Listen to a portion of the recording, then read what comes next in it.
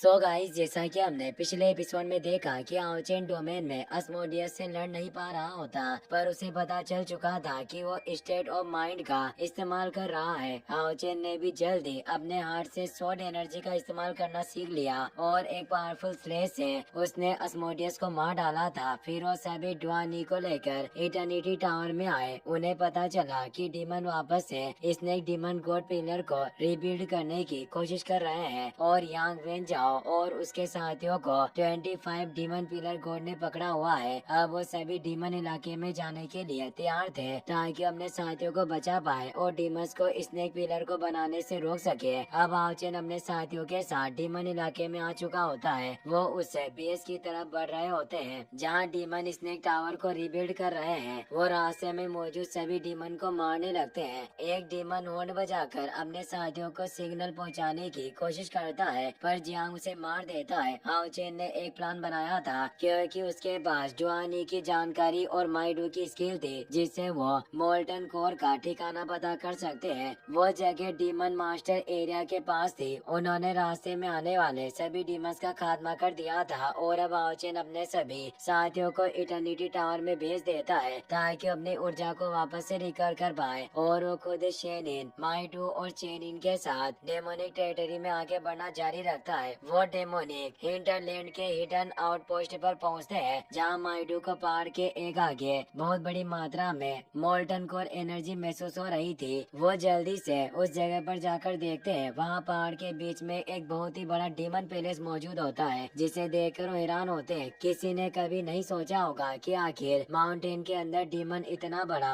कुछ छिपा सकते हैं। आओचेन कहता है कि मैं यहाँ स्नेक डीमन गॉड की एनर्जी को बिल्कुल भी महसूस नहीं कर पा रहा हूँ। शेनिन कहती है कि तुमने सही कहा और इस जगह पर 25 डीमन पिलर डीमन गॉड का भी कोई ओरा मौजूद नहीं है। तभी गेट ओपन होता है जहाँ एक डीमन सभी गार्ड को बोलता है कि तुम सभी जल्दी से मेरे पीछे आओ, हमें दूसरी जगह चलना है, और वहाँ से निकल जाते हैं। हाउची ने देखकर बोलता है कि शेनिन, ये हमारे लिए बहुत अच्छा मौका है, हम चुपके से इस पैलेस में घुस सकते हैं। वो कहती है कि मुझे यहाँ की सिचुएशन को देखकर लग रहा है कि जरूर ये कुछ कर रहे होंगे जिससे ये सब सैनिक अंदर गए। चेनिंग कहती है कि क्या ऐसा हो सकता है कि ये यांग वेन जाओ और बाकी के लोगों को नुकसान पहुंचाना चाहते हैं। हाउचिन कहता है कि हमें जल्दी करनी होगी और उन डीमन को स्नेक डीमन गॉड का पुनर्निर्माण होने से रोकना होगा और अपने साथियों को बचाना होगा। और अब वो तीनों जल्दी से आगे बढ़ने लगते हैं और डीमन को मारते हुए उस पैलेस के अंदर घुस जाते हैं। वो उस जगह को देखकर हैरान होते हैं। वहाँ जायंट स्वॉर्ड मौजूद होते हैं और चारों तरफ कोई नहीं होता। हाउचिन सोचता है कि मैंने उम्मीद नहीं की थी कि विजडम डीमन गॉड ने ऐसी जगह को अपना अड्डा बना रखा है। चेनिंग बोलती है कि यह जगह काफी विचित्र लग रही है क्योंकि यहाँ एक भी गार्ड नहीं है। माइडो को काफी डर लग रहा होता है क्योंकि चारों तरफ सिर्फ इंसानों की हड्डियां पड़ी हुई थी और सैकड़ों स्वॉर्ड मौजूद थी। शेनिंग बताती है कि यहाँ जो स्वॉर्ड मौजूद है वो मुझे काफी असहज महसूस करवा रही है। हाउचिन वहाँ दीवारों पर मौजूद मुरल्स को देखने लगता है। शेनिन पूछती है कि क्या इन भित्ति चित्रों में कोई जानकारी छिपी हुई है। हाउचिन कहता है कि जहाँ तक मैं इन मुरल्स को समझ पा रहा हूँ उसके हिसाब से एक बार एक बहुत ही जीनियस लोहार हुआ करता जिसे सभी लोग गोस्ट एक्स मास्टर के नाम से जानते थे। उसने जो हथियार बनाए उसमें इतनी शक्ति थी कि जो उन हथियारों को होल्ड करता वो सबसे पावरफुल मर्डरर्स ओरा का एक्सपर्ट बन जाता। लेकिन एक दिन लोगों को पता चल गया कि वो लोहार तलवारों को बनाने के लिए इंसानों की आत्माओं का इस्तेमाल किया करता है, जिससे उसने कई सारे मासूम लोगों की जान ली, जिससे सभी लोगों ने उसे छोड़ दिया। चेनिंग काफी डरी हुई कहती है कि आखिर कोई लोहार इतने क्रूर तरीके से तलवारों को फोर्ज कैसे कर सकता है। और वो हाउचेन से पूछती है कि आखिर ये मुरल आगे की क्या कहानी जाया करती है। हाउचेन बताता है कि लोगों के उस लोहार को राज्य से निकालने के बाद उसने अपनी आंखें फोड़ ली क्योंकि इससे ही वो एक ट्रूली पियरलेस स्वॉर्ड को फोर्ज कर सकता था। शेनिन कहती है कि वो वास्तव में कोई बेवकूफ होगा। हाउचेन सोच में पड़ जाता है कि आखिर इस डीमन गॉड टेरिटरी में उस लोहार के मुरल क्यों मौजूद है और आखिर डीमंस ने इस मुरल को क्यों संजो कर रखा हुआ है। तभी वहाँ नीचे की जमीन जोर से हिलने लगती है जैसे कोई बाहर आ रहा हो।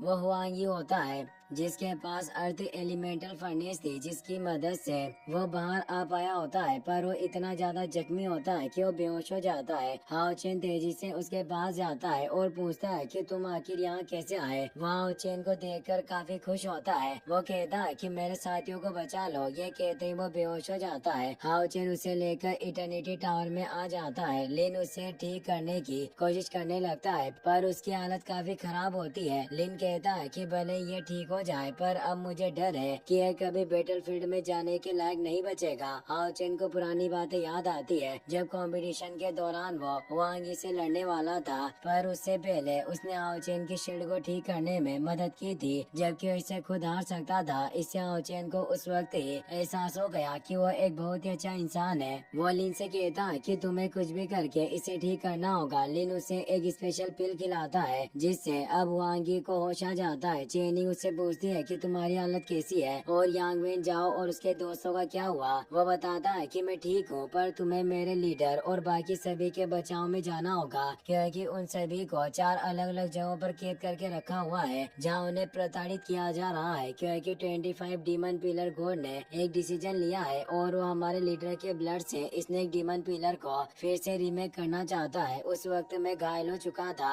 और बहुत मुश्किल से भागने में कामयाब हुआ। चेनिंग परेशान होती है क्योंकि उसे अपने मंगेतर यांग वेन जाओ की काफी फिक्र हो रही थी। हाओ चेन उसे हौसला देता है और वो हुआंगी से पूछता है कि क्या तुम जानते हो कि वो स्नेक डीमन पिलर आखिर किस जगह पर है जहाँ उसका पुनर्निर्माण किया जा रहा है। हुआंगी कहता है कि माफ करना, पर मैं उस डीमन पिलर की लोकेशन के बारे में कुछ नहीं जानता, लेकिन जब मैं बचकर भाग रहा था तो मैंने नीचे टनल से एक आवाज सुनी। वो डीमन बातें कर रहे थे कि एक नए इकट्ठा किए गए मोल्टन कोर को वो डीमन लॉर्ड की दूसरी लोकेशन पर पहुंचा रहे थे, क्योंकि अगर उन्होंने जरा भी देरी की तो इससे भट्टी के तापमान पर असर पड़ेगा, जिससे उन्होंने स्नेक डीमन पिलर को बनाने में प्रॉब्लम हो सकती है। और अगर एक बार डीमन गॉड को एशियन रोग मिल गया तो उसे उन्हें भट्टी के पास नहीं रहना होगा और हमें भी प्रॉब्लम नहीं होगी और इन मोल्टन कोर को इकट्ठा करने की कोई जरूरत नहीं होगी। शेरिन कहती है कि इससे साफ जाहिर है कि वो 25 डीमन पिलर गॉड अभी भी उस स्नेक डीमन पिलर को रीमेक करने की पूरी कोशिश कर रहा है, पर अभी वो दूसरी जगह पर चला गया है। हाओ चेन कहता है कि हमें इस मौके का फायदा उठाना चाहिए और पहले अपने साथियों को बचाना चाहिए और फिर जाकर हम डीमन पिलर को रिबिल्ड होने से रोक पाएंगे। और अब वो यांग वेन जाओ और डुआनी की टीम को बचाने के लिए निकल जाते हैं। हाओ चेन और शेनिन इस मेल्टिंग प्लेस पर आते हैं, जिसके बारे में उन्हें हुआंगी ने बताया था कि वहाँ यांग और डुआनी की टीम के 3 साथी मौजूद होते हैं। उस जगह पर जिन जुआंग भी कैद होता है। उन तीनों की हालत काफी खराब होती है, पर उस जगह पर टेम्परेचर काफी गर्म होता है। जुआंग कहता है कि मुझे विश्वास नहीं हो रहा कि आप दोनों हमें बचाने आए हो।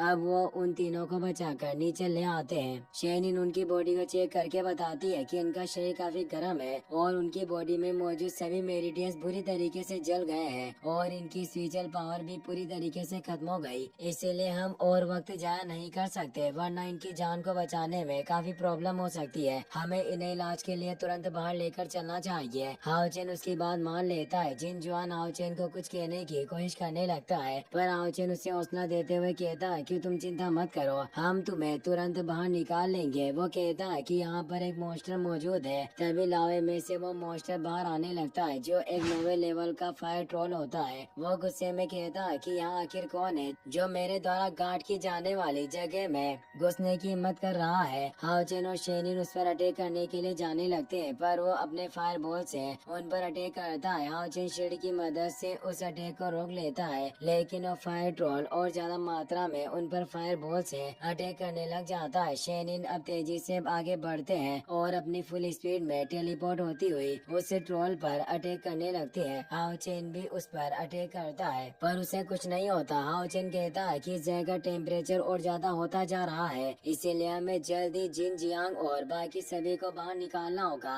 फायर ट्रोल कहता है कि अब तुम कहीं भी नहीं जा सकते और वो उन पर एक जायंट फायर बॉल से अटैक करता है। हाओ चेन अपने असुरा स्लेश को एक्टिवेट करता है, जिससे वो उस फायर बॉल को काटकर ट्रोल पर स्लेश से वार करता है। ट्रोल कहता है कि यह स्लेश मेरे हमले की तरह अच्छा नहीं है और वो उसे अपने सोलो विंग पावर की मदद से उसे निगल देता है। हाओ चेन और शेनी शॉक्ड होते हैं। हाओ चेन कहता है कि आखिर इसने मेरे शुरा स्लेश को भी कैसे निगल लिया। लिया और अब वो उन दोनों पर एनर्जी अटैक करता है। वहीं लिन जियांग 10th और 12वां होली गार्ड वांग यी की बताई हुई दूसरी लोकेशन पर पहुंच जाते हैं, जो फॉर्जिंग एरिया होता है, जहां पर हैमर का एक ट्रे मौजूद होता है। लिन उसे देखकर परेशान हुआ कहता है कि यह टेम्परिंग करने की जगह है जहां चीजें बनाई जाती है। तभी वहां उन्हें दो टीममेट मैच दिखाई देती है जिनकी हालत काफी बुरी होती है, जो मीना और शुई जुकिंग होती है। जियांग और दोनों होली गार्ड आगे बढ़ते हैं। लिन उन्हें केयरफुल रहने को कहता है क्योंकि आगे खतरा हो सकता था। वो तीनों उन हैमर से बचने लगते हैं। पायनियर किंग कहता है कि छोटी सी चालें हमें रोक नहीं सकती।